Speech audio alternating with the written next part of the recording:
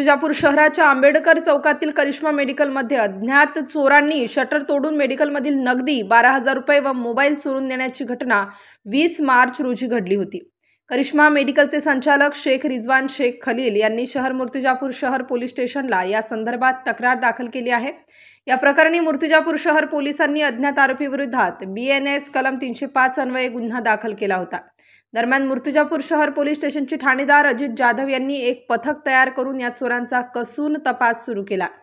या संदर्भात पोलीस उपनिरीक्षक आशिष शिंदे यांना मिळालेल्या गुप्त माहितीच्या आधारे तपास पथकाने नागपूर येथे जाऊन सतीश गौरीशंकर कोलते वय 19 नागपूर यास अटक केली आहे। त्याची कसून चौकशी केली असता आरोपीने गुन्ह्याची कबुली दिली। आरोपीला अटक करून पोलिसांनी नगदी 5,000 रुपये, एक मोबाईल असा एकूण 12,000 रुपयांचा मुद्देमाल जप्त केला आहे। सदर कारवाई जिल्हा पोलीस अधीक्षक बच्चन सिंह, अप्पर पोलीस अधीक्षक अभय डोंगरे, उपविभागीय पोलीस अधिकारी मनोहर दाभाडे यांच्या मार्गदर्शनाखाली ठाणेदार अजित जाधव यांच्या पथकाने यशस्वीरित्या पार पाडून आरोपीला 12 तासाच्या आत अटक केल्याने पोलिसांच्या या कामगिरीचे कौतुक होत आहे। MCN न्यूज मराठी करिता धनराज सपकाळ, मूर्तिजापूर।